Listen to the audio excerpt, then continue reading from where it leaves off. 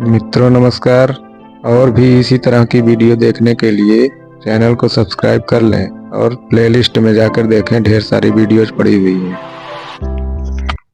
देखिए, संस्कृत में वाक्य प्रयोग करते समय क्या ध्यान देना चाहिए। सबसे पहले कि वाक्य किस वचन में है, किस पुरुष में है ना, किस वचन, पुरुष और विभक्ति, किस वचन में है, किस पुरुष में है, किस विभक्ति में है, किस कारक में है ना। इतना चीज देखेंगे तभी हम समझ पाएंगे। तो यहाँ देखिए, यहाँ क्या गलती है।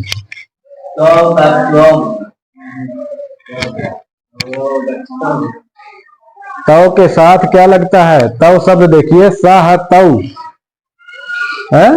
यही बताया ना, पहले कर्ता को देखिए, कर्ता के अनुसार क्रिया बनाइए, क्या बनेगा, गच्छतः। तव गच्छतः माने वे दोनों जाते हैं कहाँ, विद्यालय।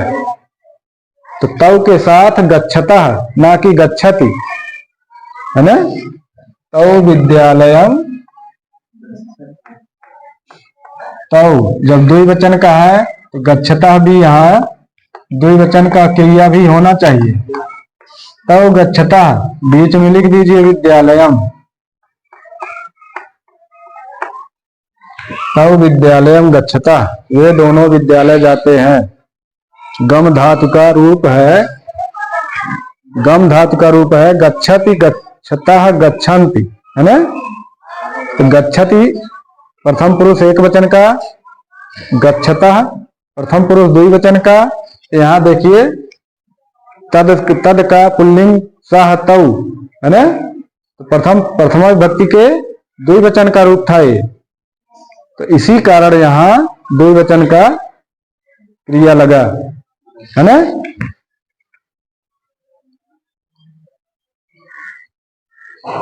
मिटाए इसको।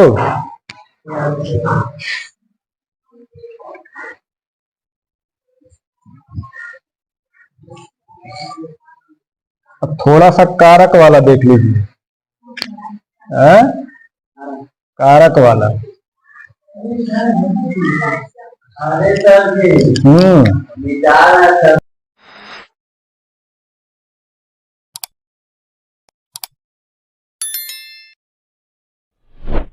रमेशः पुस्तकं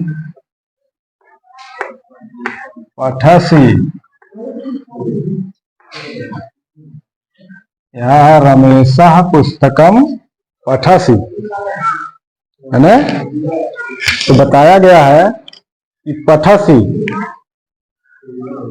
पकड़िएगा कि रमेश है एक वचन में, है एक वचन में है, वो भी वर्तमान काल में, है ना। लट लकार वर्तमान काल। तो लट लकार वर्तमान काल का रूप क्या बताया गया, जो सह के साथ लगाया गया था, याद है, सह पठति, है। उसी तरह रमेशः पठति, है ना। ये प्रथम पुरुष का पूछ रहा है, प्रथम पुरुष का। रमेश प्रथम पुरुष में है? तो रमेशः पुस्तकम पठसि, जो ये गलत है। अब देखिए कहाँ गलत है। तो रमेशः कह रहा है कि रमेश पुस्तक पढ़ता है ना। रमेश पुस्तक पढ़ता है, लेकिन ये पठसि धातु रूप जो है गलत है। यहाँ होना चाहिए क्या, रमेशः पुस्तकम पठति। देखिए, रमेशः पठति, रमेश पढ़ता है क्या, पुस्तकम माने पुस्तक को। रमेशः पठति, पहले कोशिश कीजिए, जब भी लिखना अनुवाद कोई भी कीजिए तो पहले क्या लिखिए, कर्ता, फिर लिख दीजिए क्रिया, है, फिर बीच में जो कर्म है उसको लिख दीजिए, कर्ता और क्रिया को समझ के। देखिए यही गलत था, पठसि था यहाँ। तो इसके अनुसार यहाँ होना चाहिए था क्या, त्वम, त्वम पठसि। मध्यम पुरुष में तम होता है ना, तो तम के साथ लिखवा गया है टी सी नी, है ना। तो यहाँ देखिए सी वाला आ गया, इसका मतलब रमेश नहीं होना चाहिए था, या तो अगर रमेश है तो यहाँ पठस नहीं होना चाहिए था। तो देखिए शुद्ध वाक्य वही है ना। दूसरा, अहम विद्यालयम गच्छति। देखिएगा इसमें क्या गलत है। अहम विद्यालयम लिखा क्या है, गच्छति।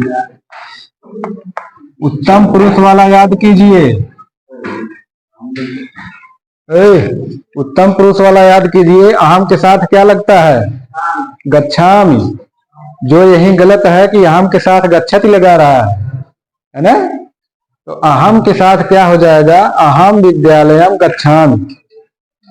शुद्ध रूप हो जाएगा अहम विद्यालयम गच्छामि। देखिए इसीलिए कहे हैं पहले कर्ता लिखिए फिर तुरंत क्रिया लिख दीजिए, पकड़ में आ जाएगा कि कहाँ गलत हो रहा है। तो अहम के साथ जब भी होगा पठामि, गच्छामि, लिखामि, हसामि, ये सब होगा, है ना। अब बीच में क्या है वैसे ही रहने दीजिए। अब अगला क्या है, त्वम कुत्र निवसति। दिया है त्वम कुत्र निवसति। यहां देखिएगा कहाँ गलत है। त्वम के साथ क्या लगता है, त्वम के साथ सी लगता है। तो क्या हो जाएगा, त्वम कुत्र निवससि। त्वम कुत्र निवससि। त्वम माने तुम, कुत्र माने कहाँ, निवसस माने रहते हो या निवास करते हो, है ना। तो त्वम के साथ निवससि, निवसति नहीं होगा। अगर यहाँ निवसति है तो यहाँ तो हो जाता सह, सह होता या किसी का नाम हो जाता, है ना।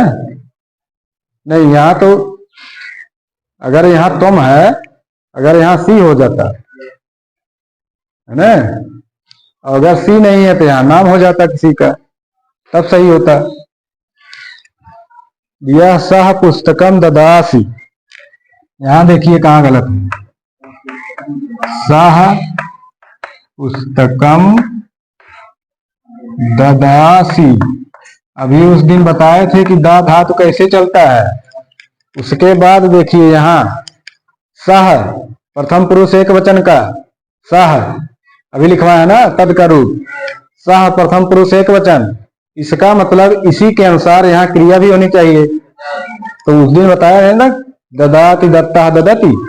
तो ददाति देखिए, सह ददाति, वह देता है। पुस्तकम माने पुस्तक, तो यहाँ ददासी की जगह पे ददाति। इसी को पकड़े रहिएगा। शुद्ध शब्द क्या है, सह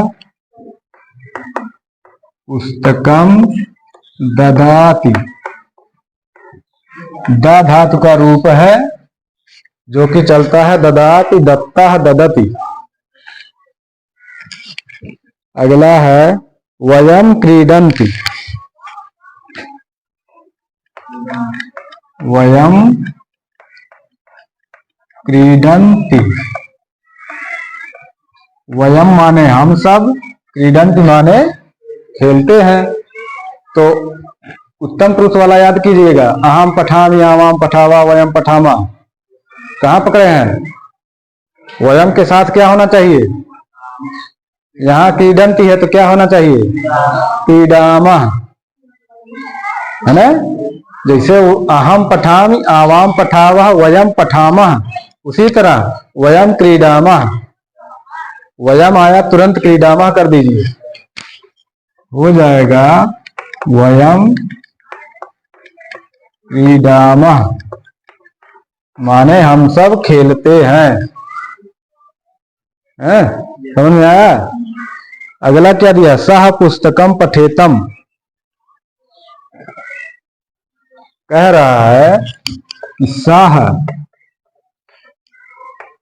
पुस्तकम पठेतम।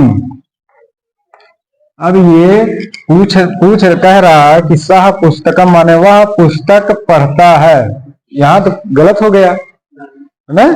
तो दिया है पठेतम, कहना चाह रहा है कि उसे पुस्तक पढ़ना चाहिए। तो विधिलिंग लकार में चला गया, चाहिए, है ना। तो सह पुस्तकम पठेत, उसे पुस्तक पढ़ना चाहिए। तो सह पुस्तकम पठेत, यही शुद्ध है, उसे पुस्तक पढ़ना चाहिए।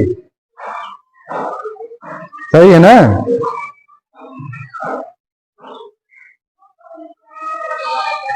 एक जगह दिया है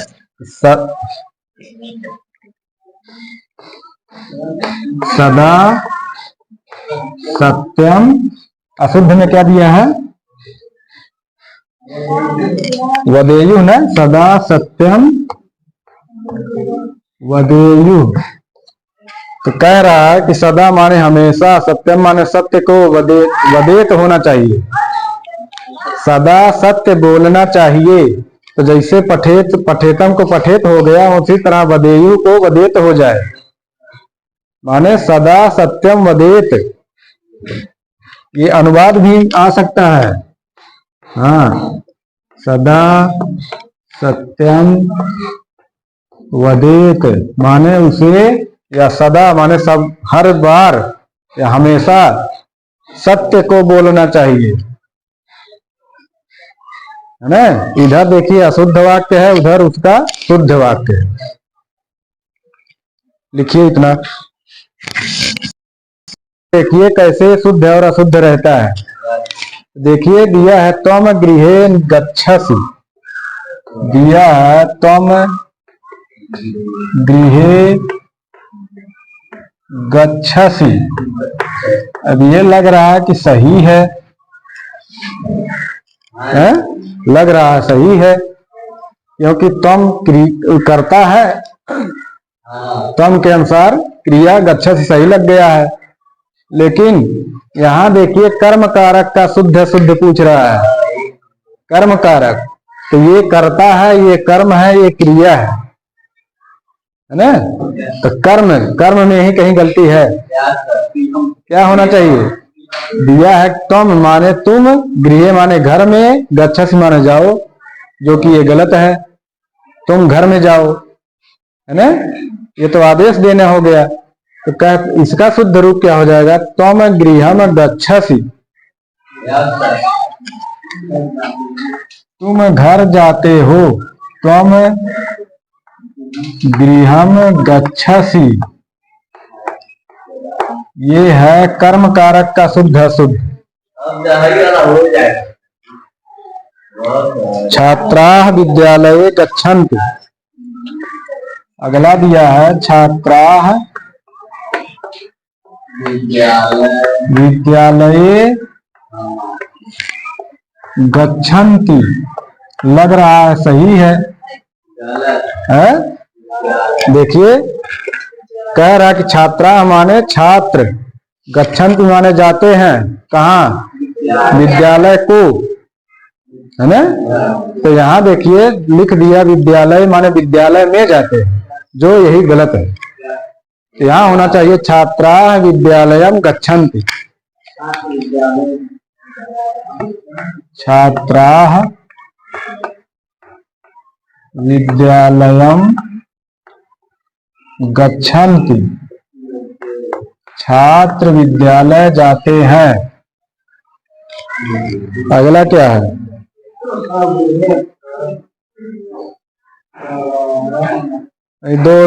दो ही देखिए, हैं, दो वाक्य देखिए, इतने में आप लोग समझ जाइए, समझ गए ना। हाँ तो समझिए। अब देखिए करण कारक में, करण कारक। अब करण कारक में शुद्ध शुद्ध कैसे रहेगा, करण माने होता है साधन, है ना। तो जैसे साधन आया तुरंत कौन सी विभक्ति हो गई, तृतीया विभक्ति। ये कारक है, हम विभक्ति पूछ रहे हैं, करण कारक माने तृतीया विभक्ति है ना। दिया है अहम नेत्राद पश्यामि, इसमें दिया है अहम नेत्राद पश्यामि। अब देखिए हम बताए हैं कि अहम के साथ पश्यामि लगता है, गच्छामि लगता है। कहेंगे आप लोग कि ये तो सर सही है ना। तो हमको करण कारक में शुद्ध अशुद्ध देखना है। कह रहा है कि अहम नेत्राद माने मैं नेत्र से, पश्चात माने देखता हूं, है ना। जो कि ये देखिए किस विभक्ति में है, ये पंचमी में है, इसीलिए ना गलत हो रहा है ये। यहां क्या होना चाहिए, नेत्रेण, यहां होना चाहिए अहम नेत्रेण माने मैं आंखों से, पश्याम देखता हूं, है ना। नेत्रेण मैं आंख से देखता हूं, है ना। जबकि यहां देखिए पंचमी विभक्ति था, वहां तृतीया हमको करना था। करण कारक तभी न बनेगा। सह हस्तात लिखति, सह हस्तात लिखति कह रहा है कि वह हाथ से लिखता है। तो हस्तात माने पंचमी विभक्ति है, वहां भी से आता है, वहां भी से आता है, लेकिन अलगाव की स्थिति में आता है। जैसे वृक्ष से पत्ते गिरते हैं, तो जब वृक्ष से पत्ता अलग होता है तब वहां पंचमी लगती है ना। ये कह रहा है कि वह हाथ से लिखता है ना कि हाथ छोड़ के लिखता है। तो हाथ से लिखता है, यहाँ क्या हो जाएगा, हस्तेन, तृतीया विभक्ति एक वचन, सह हस्तेन लिखति। यही है शुद्ध और अशुद्ध। मित्रों, वीडियो अंतिम तक देखने के लिए धन्यवाद।